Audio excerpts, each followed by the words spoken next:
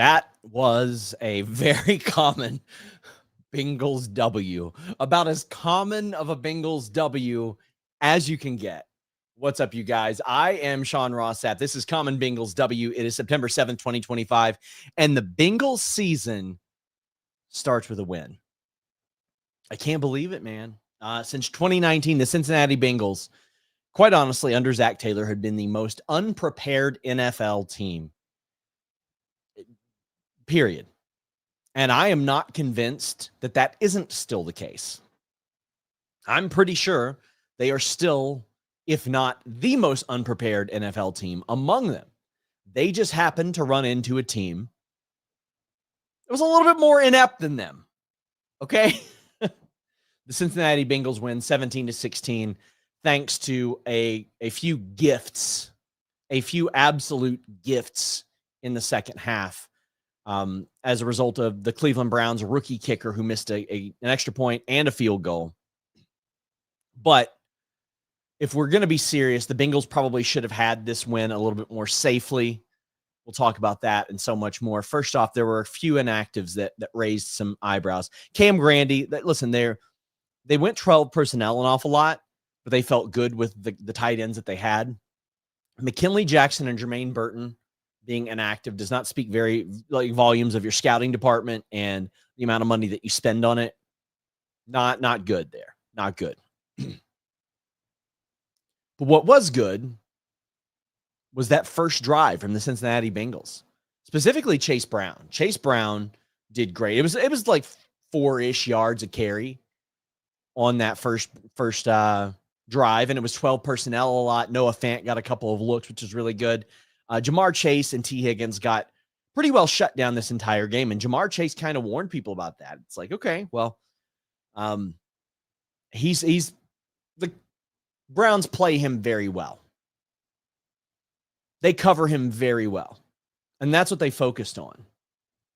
And the Bengals found some success pretty early with Mike Gesicki and Noah Fant, but they didn't seem to go to that a lot. The protection certainly wasn't there heavily on the offensive line after that first drive. Joe Burrow had to battle through an awful lot, and it is honestly a miracle that he only got sacked 3 times. But it looked like it was going to be much better until really those last couple of runs. Joe Burrow did not play good today. He was 14 of 23 for 113 yards and threw 1 touchdown. He did not fumble the ball. He did not turn over the ball. He did not throw an interception. Joe Burrow holding on to the ball is something that I have my eye on a lot this season because he had as many fumbles last season as he did in the 33 games prior. That takes you back like 3 seasons. Chase Brown, the numbers are manipulated a little bit by that last run, but he averaged 2 yards a carry and ended up with a touchdown. They didn't rush the ball with anybody else besides Joe Burrow having to scramble a little bit. There was no Samaje Perine running the ball, no Taj Brooks running the ball. The Bengals' run game has to be better. It absolutely has to be better. As far as wide receivers, Higgins was targeted 4 times, caught 3 passes, 33 yards. Jamar Chase, 2 receptions on 5 targets. The Bengals got shut down quite a bit there. We didn't see a ton of targeting Mike Gesicki. We honestly saw Noah Fant targeted a lot. He got a touchdown that ended up being really good. We were happy about that. 12 personnel, again, looked good, especially when you got 2 tight ends like Gesicki and Noah Fant, which, is it really that when you got Gesicki out there who lines up in the slot? Who knows, right? There was no Yoshi Voss. Just completely gone. Leave a chat if you're here. Chris Hoover says, "Who day?" Good defense to close it out. Let's talk about that defense momentarily. How do you feel about Joe Burrow's performance? I don't feel good about it, but I know that he is always a slow starter. I think that Joe Burrow has lost 1 time after week 14 in his career, out in the regular season.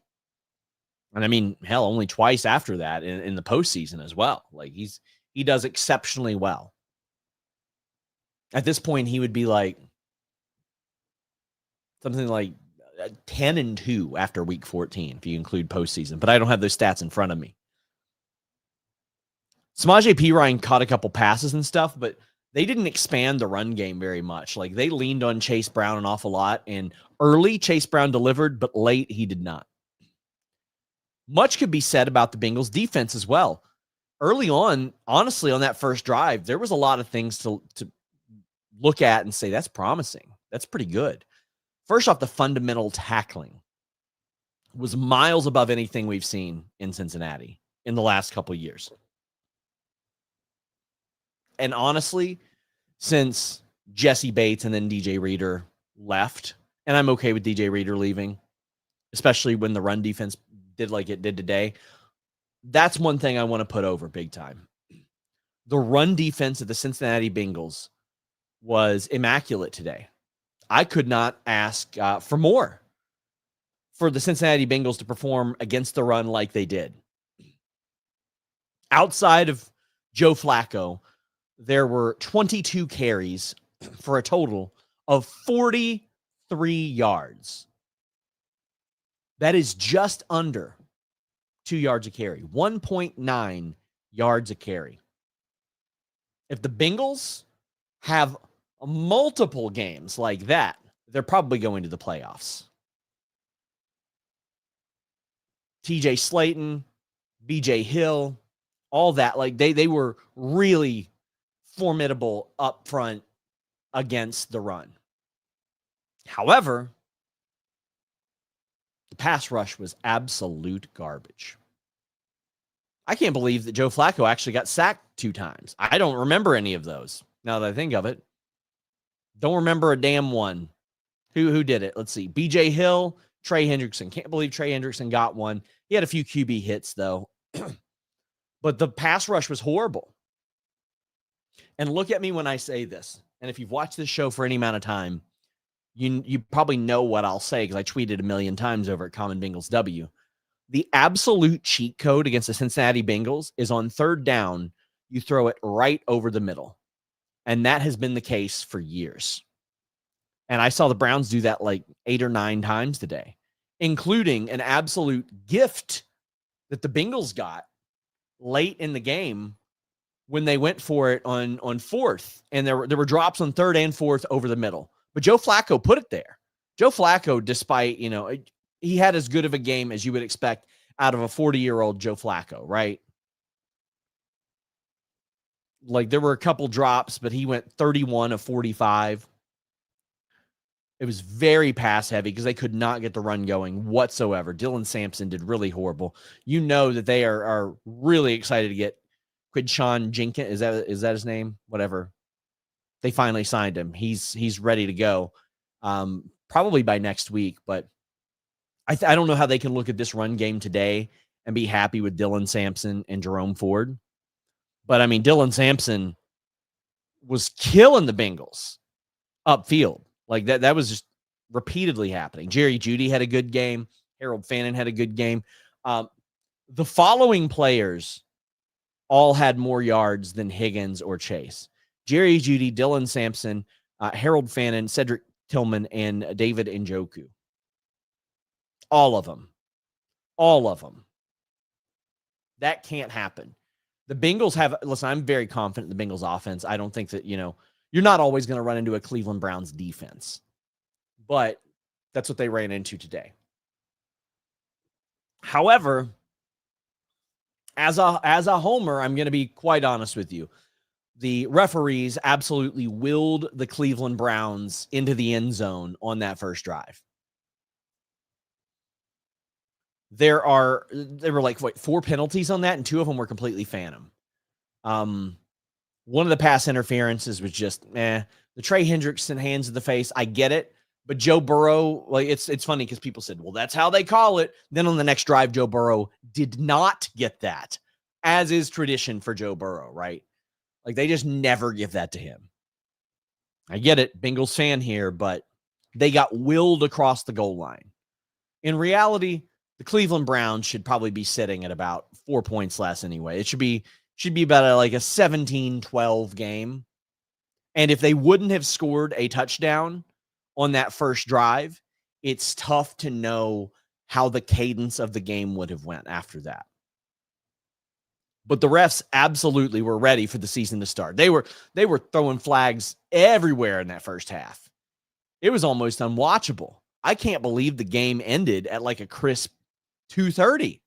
I was shocked by that. With all the penalties that got called. And Tim says it looked like the Bengals were looking for ways to lose during the game. Listen, man, this game was very, very, very important to get a W on the board, because I felt like if they didn't, then Zac Taylor had to be on the hot seat next week. The Bengals went into this game 1-11 in the first 2 games of the season. And how has that affected the Bengals, especially the last 2 years? Well, it's kept them out of the playoffs.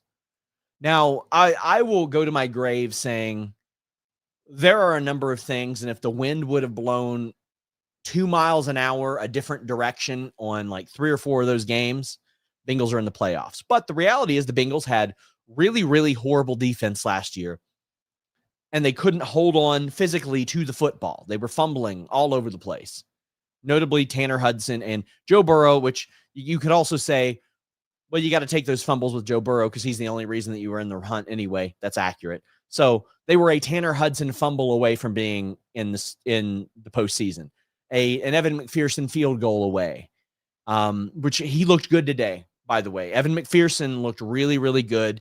He went 2 for 2 on extra points, kicked his field goal. They switched up the long snapper this year, which after, I never knew the name Clark Harris, despite him being around for years and years and years. But when he got hurt, you best believe I learned that name real quick, because that cost us a game.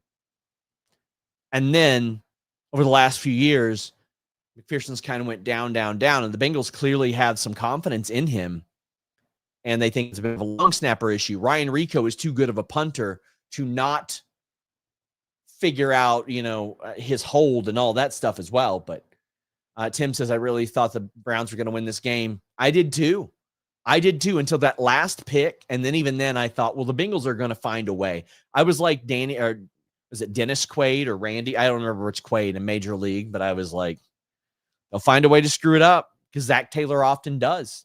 And I have long been of the belief that the Cincinnati Bengals play so scared to lose so often in the first 2 weeks of the season, especially, but also throughout the season, that they don't give themselves a real chance to win. They chucked the ball upfield like once or twice the whole game. There wasn't a lot of that. And if you're not going to do that, you need to go over the middle. You need to go these short routes, especially if it's Joe Burrow and the offensive line isn't holding up that great. And I thought they did okay. I want to say Lucas Patrick on that first drive looked great. Lucas Patrick did really good on that first drive. It's a shame he got hurt. You got Reisner in there after that. But there was specifically a run play of Chase Brown, and Lucas Patrick said, buddy, and just tried to drag him a little bit further. I love that. Hope that he heals up soon. I know that he didn't have a good preseason game, but he looked very good on this opening drive, and he looked better in the second game as well. I want to get to some of your chats here. Israel says 0 things to be positive about 0. I disagree with that, Israel. And he says it still fires Zac Taylor. We play anyone else, we lose. I disagree with 0 things to be positive about. The run defense was exceptional. It's the best, one of the best that I have seen out of the Cincinnati Bengals. They did an exceptional job stopping the run. Oh, Reggae says a win is a win. Needed it with the Steelers win. Did they win?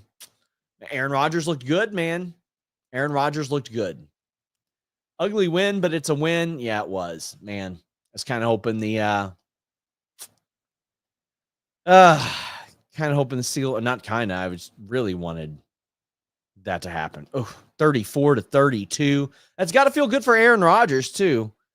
Aaron Rodgers, 244 yards, 4 touchdowns. Good for him, man. Listen, the Steelers are one of the best run teams in the NFL.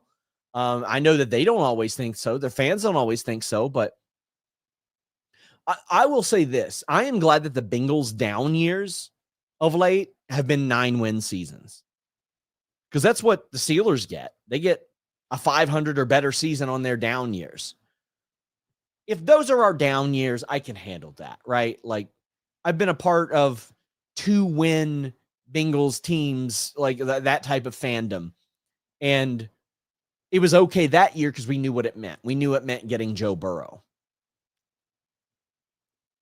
Glad we won, but got a lot to work on. Yes. So, Logan Wilson went out during the game with a suspected concussion, and things just changed after that. Logan Wilson, who was facing accusations of being absolutely washed, mind you. Absolutely washed. Had his, like, Logan Wilson got cracked by Harold Fannin Jr., where it looked like he went helmet to helmet. But he eventually returned, which is really, really great. But Logan Wilson played really good. They sent him rushing an awful lot as well, or blitzing an awful lot. But things really changed when he got out of the game. And I don't know that they ever quite returned. Talking Bengals, nice. Yeah, I am now streaming this to Fightful's Kick, Fightful's Twitch, my Twitter, Common Bengals W Twitter, Common Bengals W YouTube, as well as my personal Facebook at Sean Ross Sapp. But we are now on podcast platforms everywhere. Actually, MVP Turner. Do you mean DJ Turner? I mean, listen, there were some bright spots there in the secondary. Absolutely. That they were, like, I wasn't expecting Jordan Battle and DJ Turner to get interceptions off of, like, I think it was bobbles. That ended up going well. I thought Charlie Jones did all right with the kick returns as well. Evan McPherson did everything that you needed him to do. The run defense was very good. Cam Taylor-Britt looked like garbage. He still looked like garbage. He had a good camp, and he looked like garbage, buddy. Absolute garbage. If you want me to be nice and add a little bit of flavor to it. Garbage. If you've watched this show, if you have followed my Common Bengals W Twitter, or if you've got a functioning brain and can rub a couple brain cells together, you know that I've been calling for, and the Cincinnati Bengals need a veteran corner. Need. Forget depth. They're shallow as it is. It's already not good. And, like, I'm glad that Dax Hill is back and able to do things. But when your secondary or your linebackers don't know that every third down, it's going right over the middle, and that success rate before those two drops was like 1,000,000%. Listen, I'm just a guy who talks shit. I don't know about formations and all this stuff, and I know it's going over the middle and third every single time. A slant play, usually, sometimes a curl.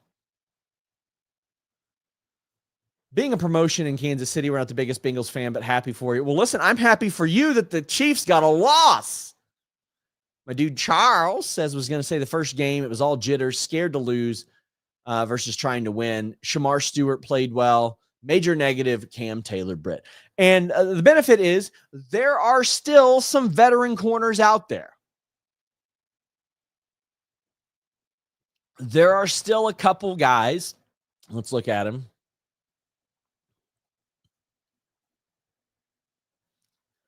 I was honestly surprised Tyler Boyd didn't end up anywhere on, like, a practice squad, even, like, anything. But, like, right now, there's still a couple that are available. Let's see here. Free agent type. We can't pull that up. But there's a couple. And I would really, really like the Bengals to go sign one because it's been abysmal. It's been abysmal. It says, yo, I love Sampson. He is deep on my super flex team. If I were a Browns fan, I'd be optimistic now. Bengals got the W, but it feels like a loss. I mean, you could do a lot worse than having Joe Flacco mentor two young quarterbacks. to counteract whatever presence Deshaun Watson has on that team. A dildo got thrown on the field, by the way, which is completely appropriate. The only thing I'll miss about Deshaun Watson is not being able to scream, tackle that pervert during the games. My Colts put on an absolute ass beating on the Dolphins as well today. Zach, they did. That was a thumping, brother. I was watching that on Red Zone, and that was boots to booty hole is what that was.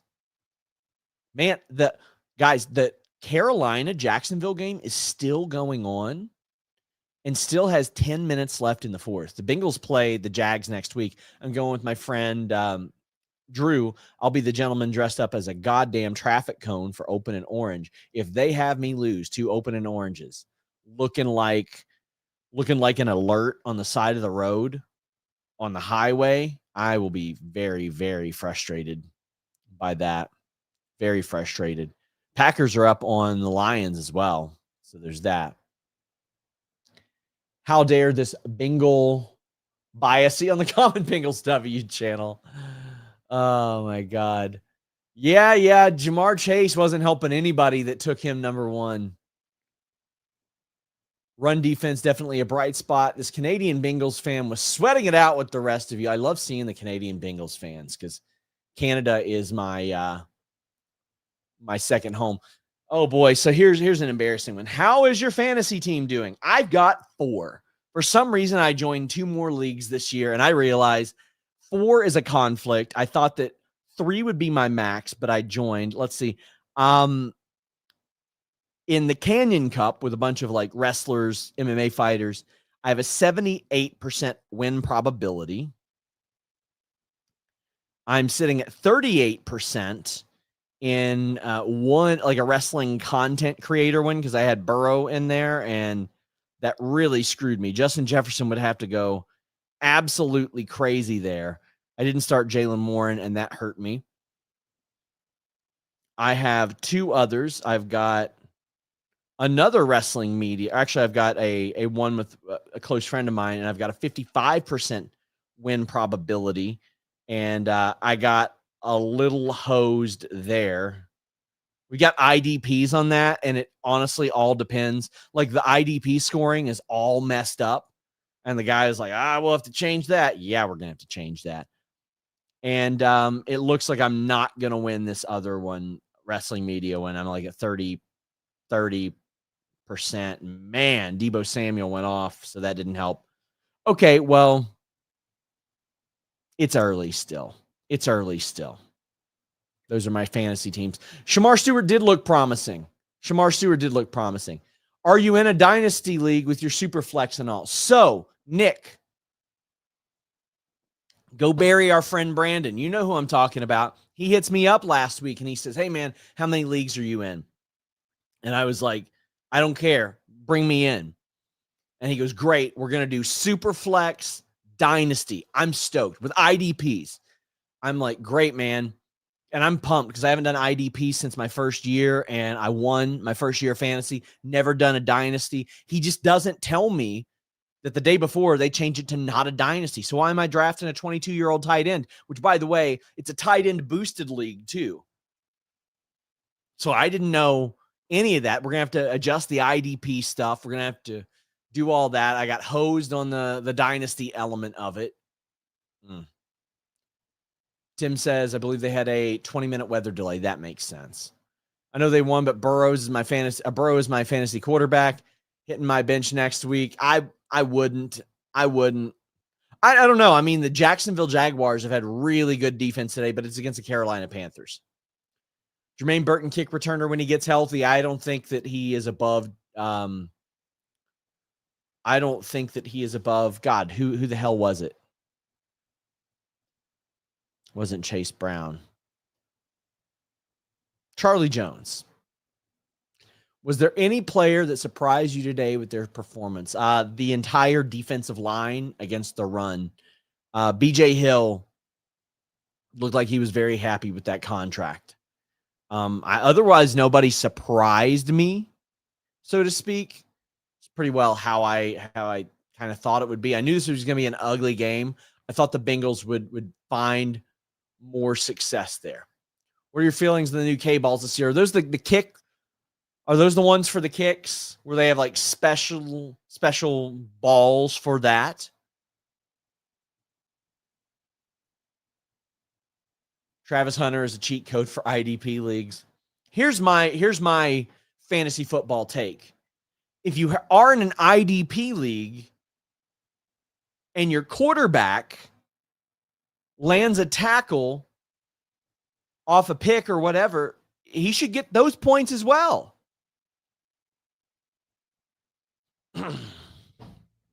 Yeah, the new kickballs. I don't know a lot about them, but it led to, hopefully, possibly led to better holds for Evan McPherson and worse ones for the Cleveland Browns. So I'm all for it, buddy. I'm all for it, buddy. Let's go. I'll take the win, guys. I'm also understanding that it's always an ugly win against the Cleveland Browns, right? Like, it's always pretty filthy. It's always kind of nasty. How'd William Wagner get a tackle? What'd I miss there? How did he end up with one? Jordan Battle with 10 tackles. The rookie Demetrius Knight with 10 tackles and a pass deflection. Logan Wilson had 2 pass deflections. DJ Turner had 2 and a pick.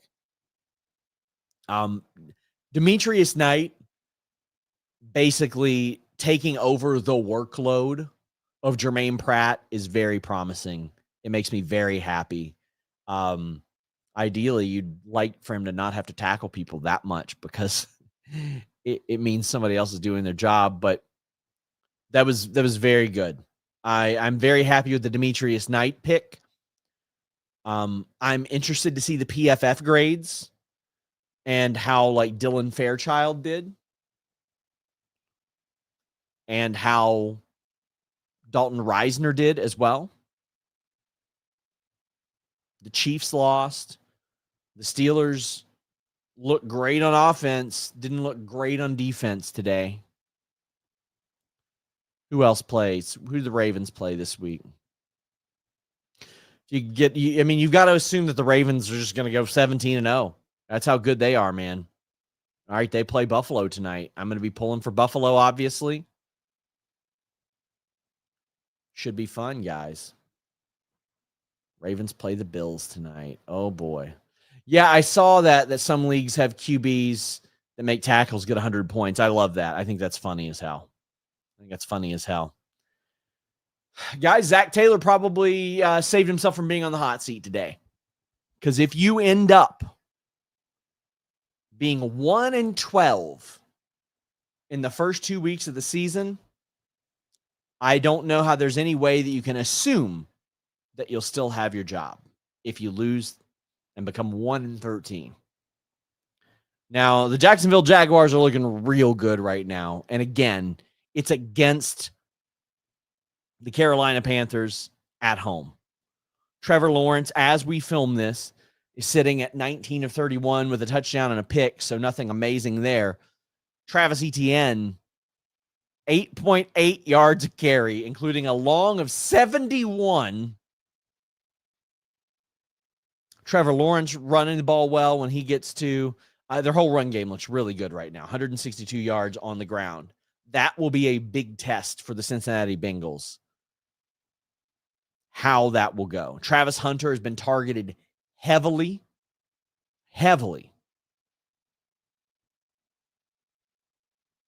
8 targets today. Damn. He's also got a tackle. I'll be damned. Guys, I want to thank you all so much for joining me. It says, don't worry, Mike McDaniel is all over it with Tua. Boy, they look bad. They looked bad today. Glad Tua's only my backup. Thank you all for joining me. A reminder, follow Common Bengals W. I have my own picture up there now as opposed to a logo. I don't know if that helps, but by God. I am on podcast platforms everywhere right now. You can follow my day job at Fightful as well. But I want to thank you guys. Listen, I know last year I kind of petered off, as they say, towards the end of the season. Not doing that this year. I'm going to be here every week. I am going to the game next week because my friend Drew invited me. I'll be at the Broncos game Monday night for Monday Night Football. I'm going to try to go live after that, though, from the hotel room because I'll be in Denver. But I want to say thank you all so much. Bengals win. This has been Common Bengals.